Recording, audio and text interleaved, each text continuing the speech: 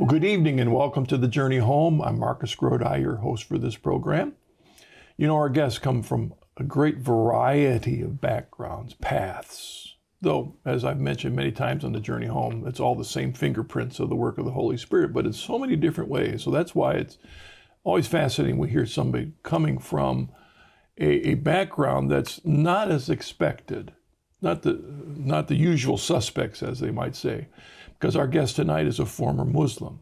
Nikki Kingsley is our guest, and I want to just mention right off the bat that Nikki's website is nikkikingsley.com, because she's going to mention a book that you can find on that about her journey. Nikki, welcome to The Journey Home. Great to be here, Marcus. Thank you. And looking forward so much to hearing your story, because I have a feeling it's not, as I said, not the usual suspects as we're used to hearing Anglicans and Baptists and the whole nine yards that are so similar, but you come from a completely different paradigm shift. So let's hear how you started your journey. Well, it certainly was a big change.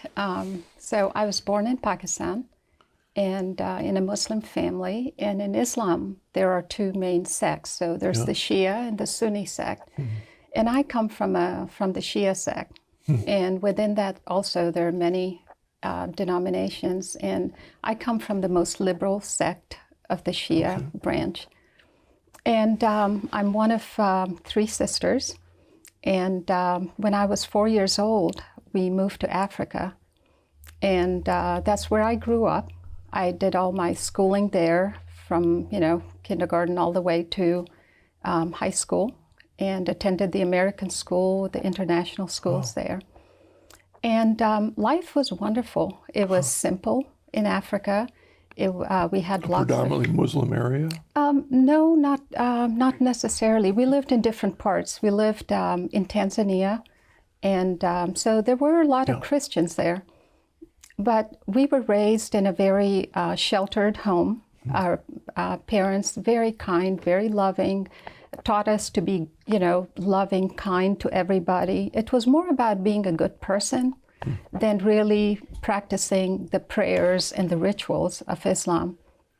So my sisters... Did you have a belief in God? Oh, yeah. Okay. Yeah, we knew we were Muslim. Okay. And we knew that that's what we were born, that's what we're going to die, that's the way to be. But my parents didn't really focus so much on doing the prayers and reading the Quran. It was more about being kind to everybody, loving everybody, but knowing we're Muslim. And also the culture of Islam is a lot of respect for your parents. And your parents are always right. You do, you honor them, respect them. And my sisters and I were raised that way. So whatever my parents said is whatever was right. And so we grew up in that way, practicing Islam in a very open kind of way, not so much as praying the namaz or doing anything like that. And because life was so simple, we had no telephone, we had no TV, but lots of friends. And so I started reading a lot. I would read a lot of books, and that was really my window into the world.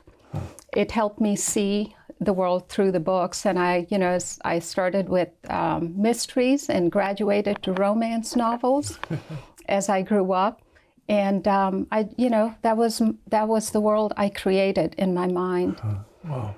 And it was. That's fascinating in itself to think of creating a world out of those books. Right, because we didn't really see much more. Now we did travel. We would go to Pakistan every year. We came to America every year also to visit on vacation because we had family.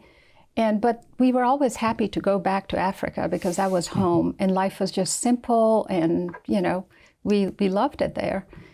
And when I was 16, my parents arranged my marriage. And I didn't really object because that's how we were raised. Yeah. We were raised not to really think about a career or who we wanted to be, but more of being a good wife and a good mother. And that was going to be, the mission. But that didn't sound like that would have rung with your romance novels. No, but it kind of did, because I imagined him to be this knight in shining armor. And, I could knit whatever story I wanted. and because of the obedience part too, that's how I was raised. So I didn't really object to it. Yeah. When I came, this was when I was a sophomore in high school, when my marriage was arranged. Wow. And when I was close to graduating high school is when I started to feel like I want to go to college. I want to explore who I can be. But I was told that wasn't possible. And, because you're not married yet. No, Yeah, no. that's arranged. That was going to come up very soon. Yeah. And so when any amount of crying wasn't going to change that. So, I went back to my romance novels and just, dreamt of this knight in shining armor and what this marriage was going to be. And so we went back to Pakistan and I was married. And my parents flew back to Africa, and now I was in Pakistan, the country I was born in but hadn't really lived in, living with a new family, because the culture is that you live with your in-laws, with your husband's parents. And he was Sunni, and I was Shia, and that's when I got my first culture shock. I was going to say that a lot of the audience are not going to visualize or feel for the radical difference between those two groups. Right. Yeah. So the Sunni are more, like the Quran and Prophet Muhammad, and that is all that they focus on. More fundamentalist. Yeah. And like I said, the Shias do too, of course, believe all that. But like I said, I came from a more liberal kind of branch, and I hadn't really practiced it, even though I believed with all my heart in Islam. And so I went through a culture shock. Now my mother-in-law is praying 5 times a day, and they would look at me like, what kind of a pagan was I, And so I started to learn very quickly, how to pray and, do the ritual cleansing and everything that is necessary. Unfortunately, my husband was not the knight in shining armor, and that dream kind of shattered the day after my marriage. Wow. And so I turned to God desperately at that point. And I thought, because in Islam, you serve God. He is the master, and you are this being on earth that you just beg him for mercy, forgiveness, and you worship him. And so I thought my only way out of this was going to be by prayer. If I could get Allah's attention on me, he was going to save me, because divorce was not an option. That would bring shame on my family. That was just not done. And I had 2 younger sisters who would marry them. And so I had to survive this. And I was 18 years old. I had my whole life ahead of me, and I was in a country where it was male-dominated. And so it was a very difficult time. And so I started reading the Quran, and in the Quran, there's a chapter dedicated to the Virgin Mary. And when I came across that chapter, it's called Surah Maryam. Maryam is, the name for Mary. I was just so drawn to this beautiful woman who was so holy and so pious. And she's the only woman that has a chapter dedicated to her. And I was just so drawn to her. I fell in love with her. And I would read that chapter every single day. And I was pregnant with my daughter at that time. And I just asked that my child would be as holy as this woman was.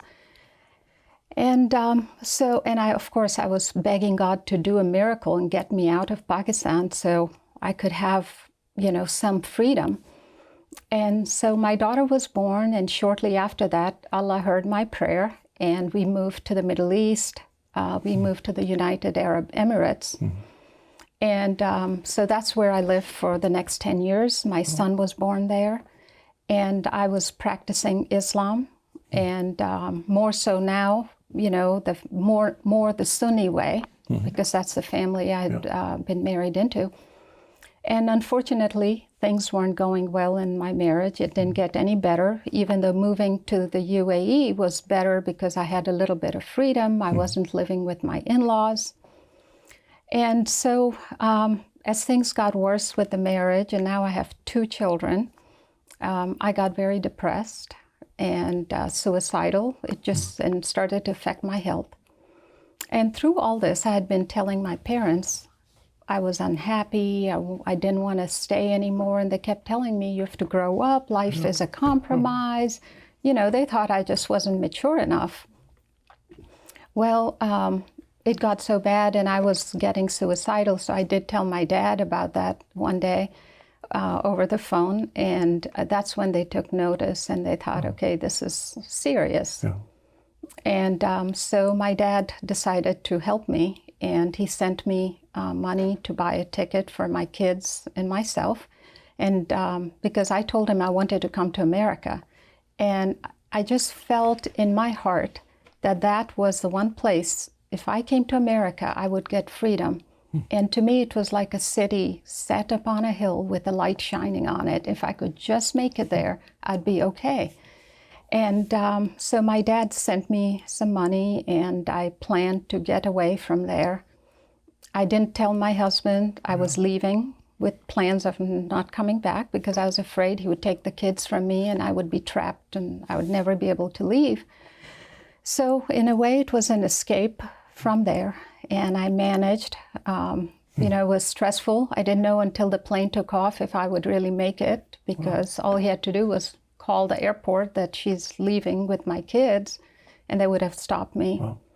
And it's when I landed in New York that I could finally breathe, because I sat on the whole flight holding both my kids close to me. And I had a daughter, and I didn't want her to have a life. Go through the same thing. Yeah, go through the same thing. I wanted her to have an opportunity to live and have an education. So I arrived, I made it to the city, set up on a hill, and I landed in the United States, and with my 2 children. I had a couple $100 and 2 kids, no work experience. I didn't know how to drive. Were you very good at English at that point? Well, I grew up speaking English because American schools and, you know, so that was a good preparation. So I could speak English, but, you know, I didn't understand you know, people would talk to me in English, but I didn't know what they were saying because they would make references to different things, and I didn't grow up here, so I wouldn't understand anything. Especially if you land in New York, right? Right. At certain parts of New York, you can't understand what they're saying anyway. So it was a challenge. And, you know, I came looking for freedom. But when I got the freedom, it was overwhelming. Yeah. Because I did want freedom, but it was too much. And so that was an adjustment, too. Our guest is Nikki Kingsley. You know, those of us who lived in the United States our life probably can't even imagine what it would be like to come from not just a foreign country, but such a different culture into New York City. Yeah. Yeah. Yeah. So did you get any help? Quite your family? Well, you said you had some family here. Yeah, yes, okay. And God bless them. They welcomed me in their home, and my uncle helped me find a job, and he taught me how to drive. And my first job was in sales, and all it required was driving, and I didn't even have a driver's license. So, but I had 2 children, and I had to make it. And you know, and the company that hired me sponsored me, and I, you know, went through the whole legal system of getting a visa and everything. And so I started a new life. I got my first apartment, got my first car, and got the kids in school, and you know, and slowly got on my feet and settled in. And throughout, God had been very important to me. You know, so my prayer life was, as a Muslim, I was very, very devoted to Allah. And I wanted to do everything to make sure He was pleased. When you arrived here and you became acclimated, were you able to become involved in the Muslim community because of what had happened in your decision? Or? Yeah, because now I was in America, the thinking was a little bit different. Okay. So, you know, people were more accepting of that. And it took me about 2 years to get a divorce. And, you know, and that's why I've written a book. There's so many details I couldn't even, you know, start going into. But I finally was able to get a divorce. All my friends were Muslims, which we would call moderate Muslims, you know, assimilated with the culture, peace-loving. all that, but very devout Muslims. We fasted in Ramadan, we prayed 5 times a day, read the Quran, did everything, and made sure my kids had a Quran teacher. I wanted to make sure my children would not go astray, that I came to this country and I didn't want to lose the faith because I believed in it. And so I was doing everything I could. And what happened, Marcus, was I had been worshiping Allah and begging Him for 15 years to save me. And now that I was in America and I was kind of living a free and a normal life, my prayer changed. Instead of just begging Him to save me, I started asking Him who He was. I wanted to know Him. I wasn't satisfied just doing the rituals because I knew deep in my heart there was more. And I knew I didn't have it. I knew there was more, but I didn't have it yet. And I wanted it at all cost. And truth was something that's been very, very important to me, even as a little girl, talking to my parents, or if I hear a conversation and if my parents said something, I'd be like, wait a minute, but that's not exactly true, because so-and-so said it this way, and you just, So I would just nitpick about truth. And once I had that figured, then I was like, okay, now this conversation is fully true. So truth was just this driving force in my life about everything. And so when I started seeking God, I was seeking truth. And I knew there was more to Allah, and I didn't have it. So I would pray, and I would be prostrate on the prayer mat for a long time, face down, crying out to Allah to reveal Himself to me. And I would get an image in my head, and I would see a wall, and I would see darkness, and there would be silence. I got nothing back. I would look online looking for books to grow in my faith, to know, and I couldn't find anything other than the punishment in the grave, of course the Quran, which I was reading, the life of Muhammad, or poetry. But nothing to help me grow in spirituality. And so I was frustrated, so I just turned back to the Quran, and I would read that, and I would just pray and ask Allah for guidance. And I would hear nothing. So... I'm going to interrupt, because you're a Muslim. You had some Christian influence, because in places where you were, there was some American influence. But then you land in the United States. And a lot of us think we're a Christian nation. Right. But you land here. Right. And you live for a couple years until you got and I'm wondering, was our nation, were we a good witness to you? Because it sounds like you weren't being lured away from your Muslim faith at all by what you found here. Well, that was the one thing I've realized. Nobody witnessed to me. Nobody did. And I'd come here on vacation, but it's like in the quest to be so politically correct, we don't say the word of Jesus because we're trying to be understanding for the other. But in the process, we've become mute about the truth. For what drives us. And no, nobody did. But at the same time, all my friends were Muslim. I had not one Christian. I had created my own world within America that was comfortable. Because Islam was such a big part of my life, culture, how we are as a family. And so, I was seeking, but I was hearing nothing. And I would tell my friends, all Muslim friends, when we would get together, and I would bring up these thoughts that, I really want to know there's more to Allah. I want to know Him. And they would look at me like I'm crazy and say, what more do you want? You're praying, you're fasting, what more do you want? And at this point, I'm more religious than my parents are, practicing. And I said, but there's more. I want to know Him. What I was seeking was a relationship. I just didn't know that. So anyway, I went into St. Patrick's Cathedral one day, and this was just a TripAdvisor, thing. It wasn't like I was seeking anything more. I had never researched Christianity. I had no interest in anything but Islam. So I was seeking Allah in the Islamic box.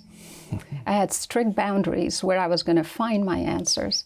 So I walked into St. Patrick's Cathedral just, to look at it like a tourist. And I walked in, and the first thing that hit me, there was a stained glass picture, of Jesus that was kind of suspended. And I saw his face, and it's like his eyes were alive, and they just looked right into me.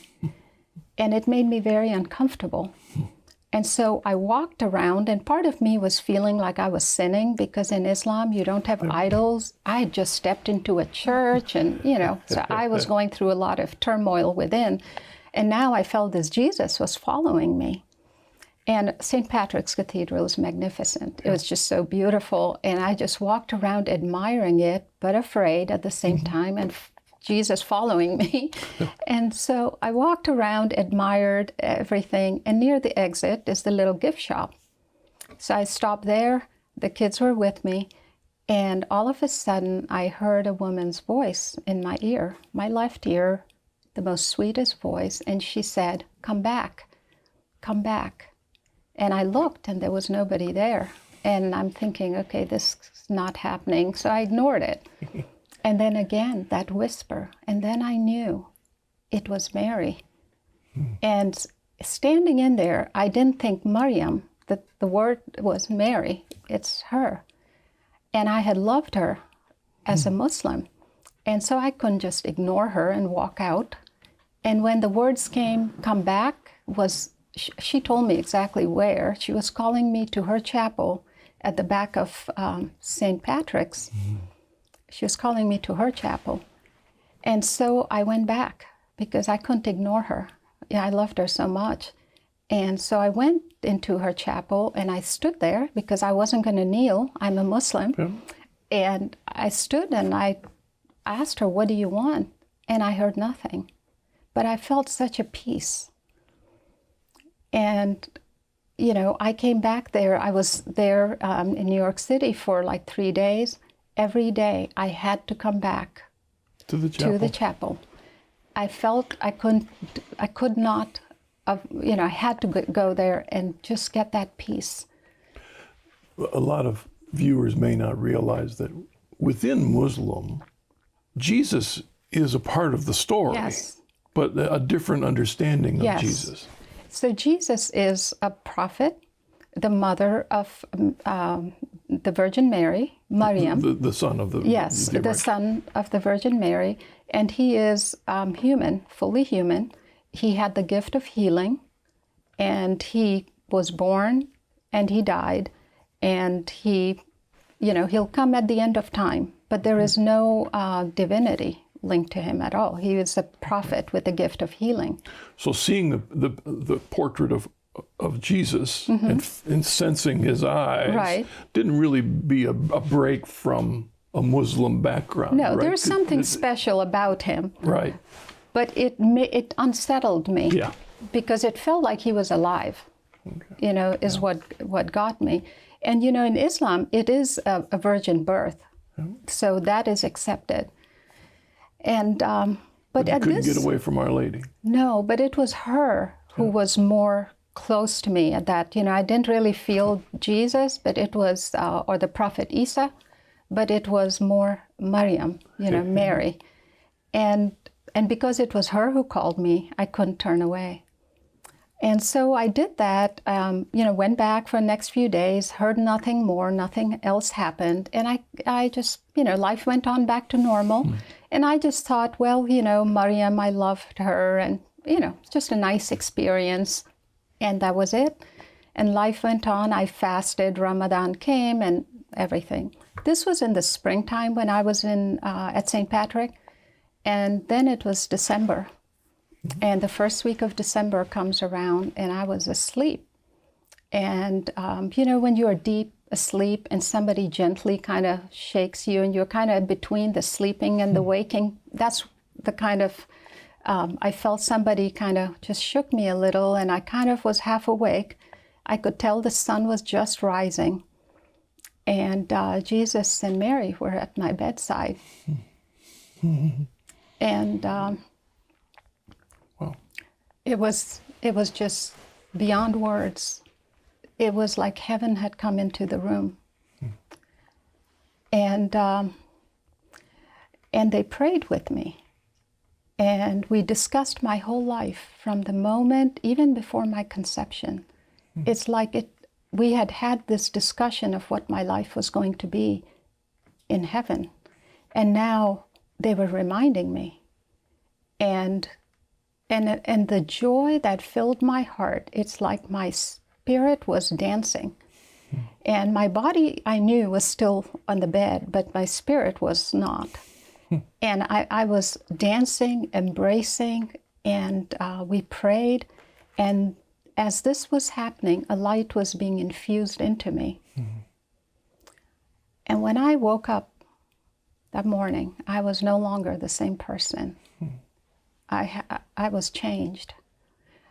And that I knew deep in me, but in my head started this struggle of what that can't be. That must have been a dream, but it was like, I knew it wasn't. I physically had experienced this. And then I felt a presence come over me from the day after. And it was God. It was holy. I knew that. But in my head, I couldn't fit it in my Muslim box. That's what was in my mind. I was at least, as they would say, did you have the right file folders in there to put it? And where I had no labeled folders. All I had was Islam, and everything had to go in there. And I didn't know where to put this. And but the presence that came over me was like a bubble, and it was with me all the time. And I had lived in the same house for a few years now, driven down the same road to go to work. I had no idea how many churches were on that road because I was blind. I didn't care. And all I could see after that, I noticed every church and I noticed every cross that was on that street. And I'm looking and thinking, I had no idea. Like, I truly was blind, but now I could see. Wow. So definitely, again, the fingerprints of the Holy Spirit touching you. gosh. Why don't we take our break now, because I want you to have time to come back and expand on that a little bit, because we don't want to rush you with the break. So we'll pause just a second. Nikki, and again, I want to remind you that Nikki has a website, nikkikingsley.com, or if you go there, you can get connected with her book, which gives a more detailed expression of her story. Back in just a moment.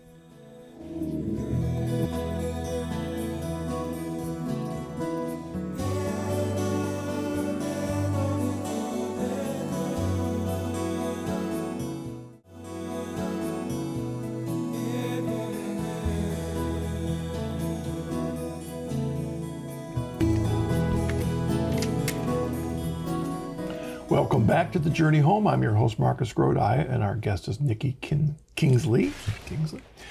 I interrupted you. You were right telling us something really, really significant, and that is you're walking down the street. You've walked through 100 times. That old song from I've walked the street. But all of a sudden you're seeing things that had always been there, but you never saw them before. Yeah, I'd lived on the same street for years now, and I would drive the same way to work, and I had never noticed how many churches were on that street. And as I'm driving, my attention would be drawn. I would see the church, and I would see the cross. And it's like this light would shine on the cross. And, it's like, how could I have not noticed all these churches? Or if I went into a store and if there was a Bible in the store or anything that was related to Christianity, my attention would be taken. I would notice it.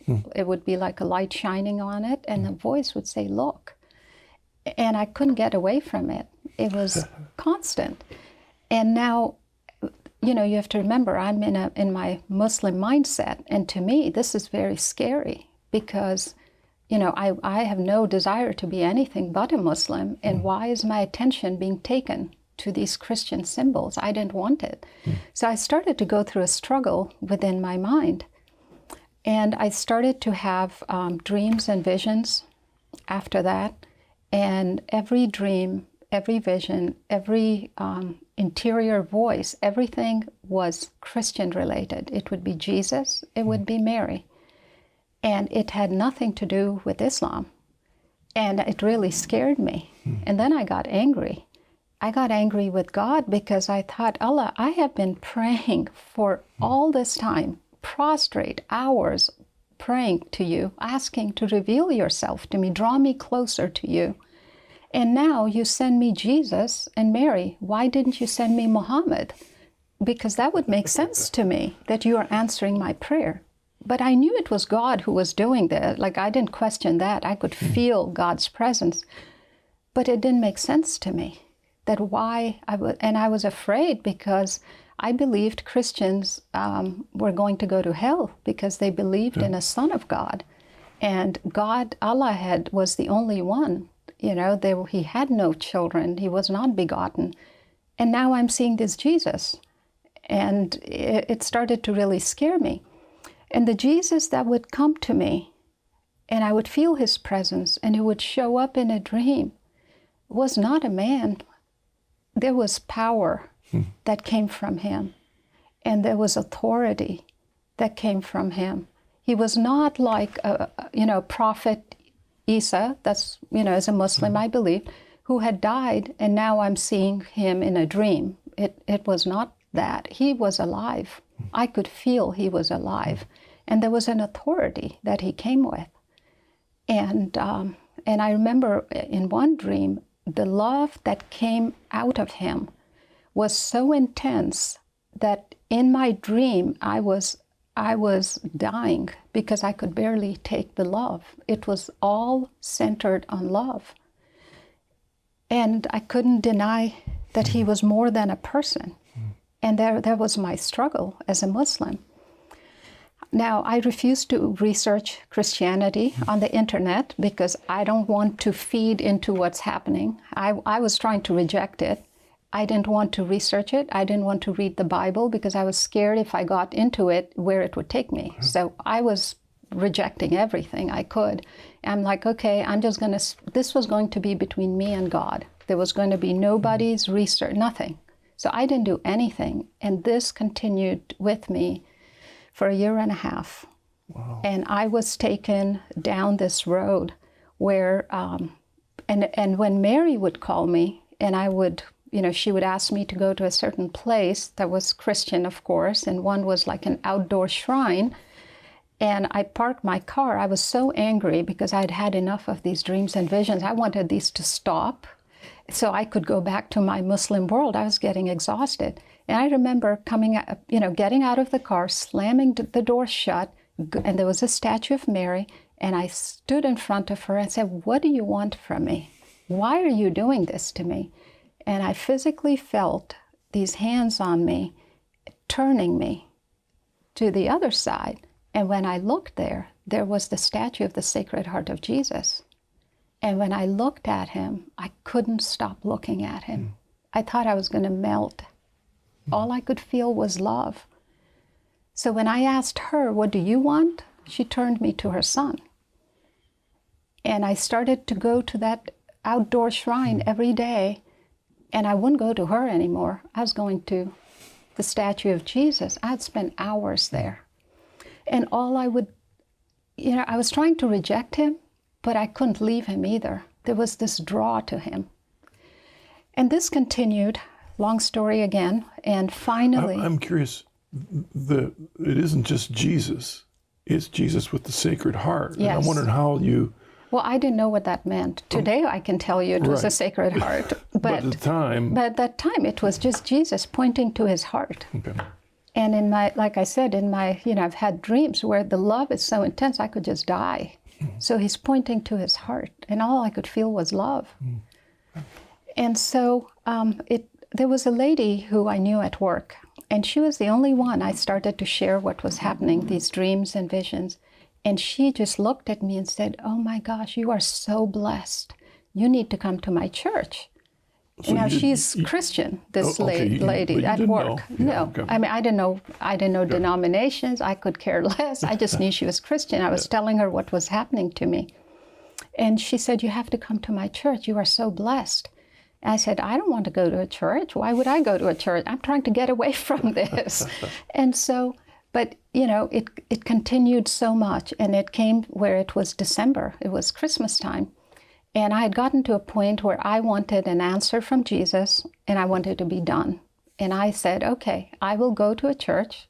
I didn't tell my friend because I didn't want pressure. I thought I'll go to a church on my own for Christmas, and I am going to ask Jesus, because the church is his home, what he wants from me, and I want to be done with this. And so I went to a Christmas midnight service to a church down the road from my house. To me, a church was a church. I didn't know denomination. And it was a Christian church, and I went in, and there was a service, and pastor did the reading. The pastor tray around with, little cups, and I participated in everything. And I was waiting because Jesus was going to tell me what he wants from me. That was my deal for coming in the church. And it ended, and we processed out with candles, singing. And it was a beautiful service. I could feel the love. It was wonderful. People were welcoming. And I had taken this big step for Jesus. And I came out, and I was so disappointed because he wasn't there. I felt this emptiness in my heart because I knew what his presence would feel like. I just knew. And I walked out thinking, Jesus, you're not even in your own church. Like, that's how it felt. You weren't there. And I came looking for you for an answer. So now where am I going to go? I don't know what to do because I want to end this. I want a closure to this. So I told my friend, I said, I went to a church and wasn't there. And she asked me where, and I told her, and she said, just please come to my church. And I said, Debbie, what difference does it make what church I go to? A church is a church. She said, no, just please come to my church. And I was desperate. I said, okay, I'll come to your church, but I'm not doing a service again and spending all this time there. Just take me when no one's there. I'll know if he's really there.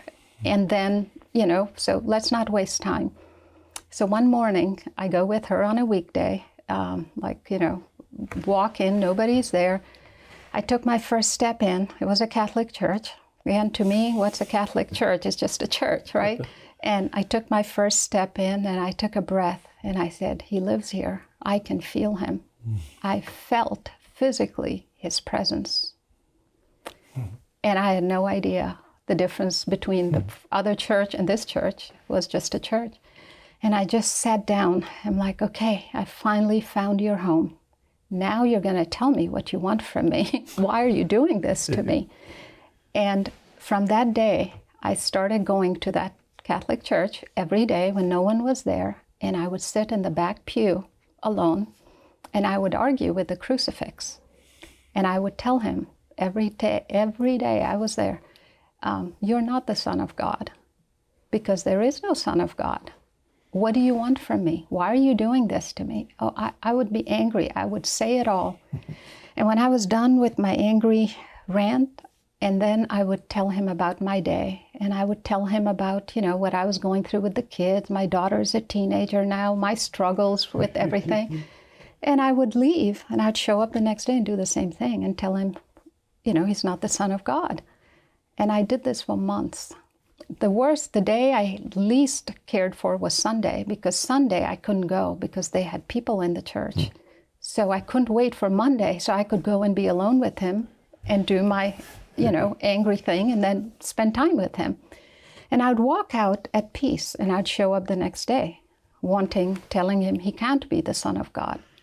And so this went on for months, and finally one day God had had enough, I think, of me. And I walked in, sat down, did the same thing, last pew, and that day I heard the audible voice of God echo in that church. I heard it with my ears, and he said to me, who are you to tell me who I can be and cannot be? If you really want to know the truth, go and come back like a child, and I will tell you the truth. Sounds like he was talking to Job. You know what I mean? Who Yes. are you? Yes. And it's true. Who was I to say, God, you can't have a son because what? If he's God, who was I to say that? Because that's what I'd grown up knowing. But I couldn't tell God that. And he gave me a choice. If you want the truth, it was an invitation. There was no compulsion. There was no force. It was freedom. If you want the truth, then you can come back like a child, which is willing to listen instead of telling him. And he gave me a promise. I will tell you the truth. And so I went back. Of course, I had to. And I sat down and I emptied my mind. I had to know the truth. He had taken me on this journey. And I sat down and I said, tell me. And I emptied my mind. And I was 40 years old. I had to empty it of everything I had learned as a Muslim, my fears, everything. And when I did that, a bolt of light came from that crucifix and it hit my heart. It went through my body and I shook and I collapsed on my knees because Jesus was right in front of me. And I knew everything. And all I could sob out was, I believe you are the Son of God. I believe. Because at the name of Jesus, every knee shall bend and every tongue proclaim that he is Lord to the glory of God the Father. And when he stood in front of me, there was not a question. It wasn't a philosophy of truth. It wasn't an ideology. He is the truth. I was thinking that you had said earlier that you didn't go to the internet, you didn't do this. No. And on the one hand, we're saying, well, where'd you get this information from? But in some ways, you were protected from all the gazillion voices of all the things. I am so thankful for that because this was just coming straight from him. Yeah. And there was so much love that came. And when I accepted Jesus in that moment on my knees, crying, that wall that I would see as a Muslim that was always before me came crashing down in front of my eyes, and behind the wall was God the Father. And I met him and his love for me. And it was so powerful, I thought I was going to fall over with the love, the waves of love. And he said, I have waited so long for you. And I met my Father in heaven. But I could only do it. Not Father, but your, what do you say in your? My Baba. Yeah, I call him my Baba. In your language, then? Right? Yes. That's the word that always rises up when I think of him as Baba. But I couldn't meet the Father without the Son. Because it's only through the Son that I came into relationship. I knew God before. I loved God before. But it's like living outside the castle and the king is in the castle. And the only way in, I could live as a slave on the outside and still love the king, or I could come inside, be adopted as his daughter. The only way in was through the Son. The Son stands at the doorway to the castle and is there to welcome us if you want a relationship with Baba. Or we can stay outside and worship God, but never have a relationship. So you have this unbelievable, I don't mean that in a negative sense, but unexpected encounter with the Lord. So there you are in the church and that's safe, but you got to go back to reality. Yes, I did. And that was the hard part. I was going to hurt my parents, and I knew I couldn't live a fake life. I couldn't live as a Muslim and worship Jesus as my Lord, because that's who he was. He showed me that. And at this point, all you have is what you've been infused into. You don't have any catechism. Nothing. Right. And I decided I had to become a Catholic. And of course, I had to tell my parents, and they said, well, you can go to church. They could see that I wasn't just going to change my mind. And they said, well, but do you really have to convert? Don't convert, just go. That's fine. And I said, I have found the truth, and I will live the truth now. Because he came to set us free in the truth. And those who will deny me, I'll deny, is what he says. And I've read all this after. I didn't know, but when I read the Bible, it's like, I know this. because he's shown this to me. It was a familiar voice when you read the Bible? Yeah, it was when I was reading love stories and mysteries, Marcus, I had no idea. The greatest love story is with God the Father, with Jesus, that he died for us out of love. There is no greater love story that has ever been written than that. And there is no greater mystery, because faith is not something that you put in your mind and you understand. You have to accept it's a mystery, and you have to live in that mystery every day. The greatest love story and mystery. So when you're talking about our Lord being the gatekeeper, if you will, breaking into Baba the Father, but you had this relationship with Our Lady for so long. Oh, yes. Where was she now at this time Oh my goodness. She's been there whenever I feel a little lost or anything, she shows up. But then she sends me back to her son. Her biggest desire is that for her children, all children, to know her son, and through knowing her son, come into relationship with God the Father. And that's what she's done with me my whole journey. Even before I knew Jesus, she was there.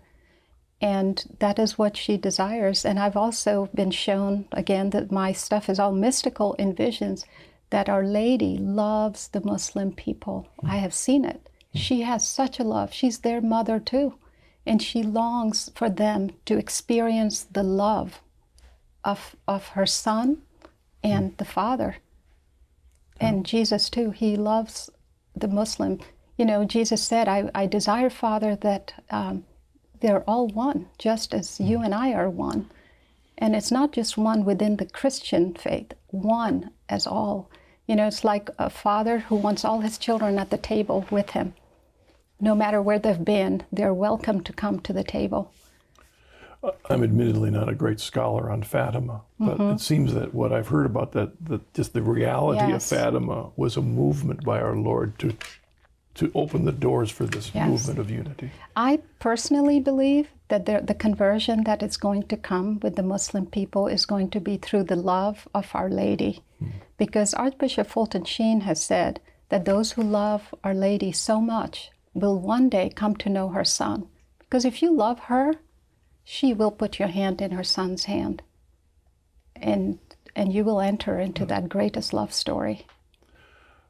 You obviously received an awful lot of information in your infused experience, but you come to know the faith extremely well. Yeah. How did you go from there, Oh my goodness, I was looking up different, saints, and their conversions and their stories, and I just couldn't get enough, because as a Muslim, I was thirsting for that. Yeah. And in the Catholic Church, I have found so much that has helped me grow.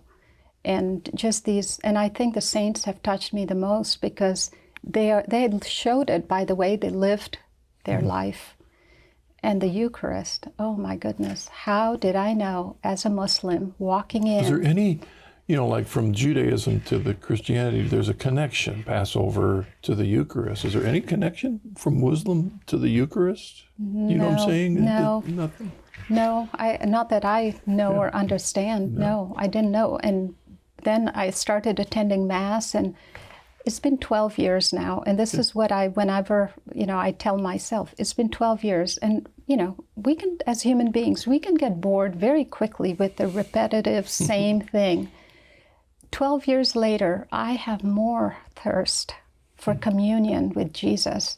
It just can't be a piece of bread to keep us coming back for more, and that desire and that longing to be one with him. And in my head, when the priest elevates the host, I'm like, really? That's you, Jesus? How can that be? But I submit to the mystery, because I know the fruit it has borne in my life. You mentioned that your parents were at least, giving you a nudge to move forward. Right. What about your daughters and your other family members? Have they responded to you? Yeah, both my children have come into the Catholic Church out of their own free will. And one of my sisters has had her own mystical experience with the Lord 2 years after me, and she came into the Catholic Church. There have been other family members who have had these experiences with Jesus that started. So it's like, I thought, okay, I came into the church and I thought that was it. But Jesus has such a big plan, so much bigger than what we can even imagine. It's for salvation of the whole world. It fascinates me. Nikki, I had the privilege of doing a number of interviews with former Muslims. And it's interesting that often the journeys of Muslims involve more of the mystical side. Yes. And that's interesting to me. Is that the Muslim background that allows you or encourage you to take dreams more seriously, that open you up? Any idea on that? I thought about that, and I think because, and I think that is in general with Islam, there's a lot of fear because nobody wants to go to hell. And Muslims also trying to, please God, because that's what I was trying to do. And there was no place I wasn't willing to listen to anybody's argument, because even doing that, I'm afraid of going to hell because I'm entertaining that conversation. And I think Jesus has had to bystep that. He had to just okay, let's put your brain on the side, and I'm going to speak to you in a much deeper way. And we encounter him. And you can't deny an encounter. You can argue away stuff in your head, but you can't deny that personal encounter. In the Psalm it says, taste and see that the Lord is good. You have to taste it. You put a steak in front of somebody and describe it. You don't know what it tastes like until you take a bite. And our Lord does say, by their fruit you will know them. Yes. So whether it's an intellectual conversion or whether it's a mystical conversion, still the end result is, does it make a difference in your life? Right. And you have to live it. Yeah. You have to live it. And I can tell you, I've suffered a lot since my conversion, trial after trial, but I have fallen more in love with Jesus because of that, because he's shown me he's faithful. Yeah. You've been gifted by grace to open your heart to so many things of the faith. What was the hardest thing, even after all of that, as you come into the church? What was the hardest barrier to continue working on?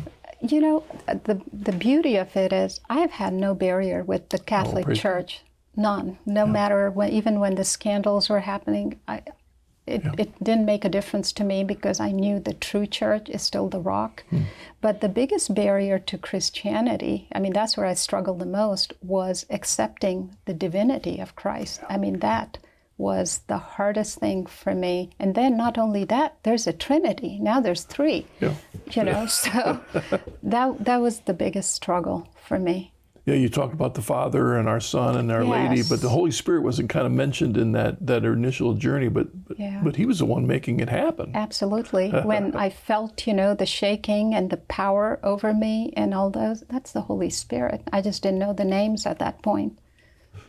Well, I often end the program by inviting you to speak to a potential Muslim sitting right out there. Well, let's say that right now it just happened in a hotel room, a Muslim turned on this program and is watching you and doesn't have the file folders. Right. What would you say to that person? Well, I would tell them that open the box and seek the truth, because once you have the truth, everything else will work out, because you will encounter a peace like you have never had before. So just get down on your knees and ask for the truth without any boundaries, because God is way bigger than us and he can't be put into a box. And if you seek, you will find. If you ask for the truth, you will get it, but the only requirement is you have to lay down your boundaries. Put that folder aside. Yeah. Well, not everyone will be granted the gift of the spiritual side you have. But Newman made a statement about to become deep in history is to cease to be Protestant. Would you say that's true for Muslims too? Say that again? To become deep in history is to cease to be Protestant. Would you say that becoming deeper in history also for a Muslim would draw them to see the reality of the truth of history, to help them see the reality of Christianity? Yes, I think possibly, but I really think that God will speak to each person to their heart. And I think if you open your heart, and maybe even to walk into a church when no one is there and ask, Are you really? Because that's what I did. I argued with him. And don't be afraid to tell God your fears. He won't strike you with lightning. He is so loving. And he wants a relationship with each person as a father. All right, Nikki, thank you very much. Thank you for joining us on you. the journey home. And your Pleasure website to be again is here. Nikki Kingsley. nikkikingsley.com. And if a person goes to that, they'll find out more about your book and other things that you're doing. Sure. All right, thank you. Thank Thank you. you for joining us on this episode of The Journey Home. I do pray that Nikki's journey and a reality of a relationship with Jesus Christ and his church is an encouragement to you. God bless you.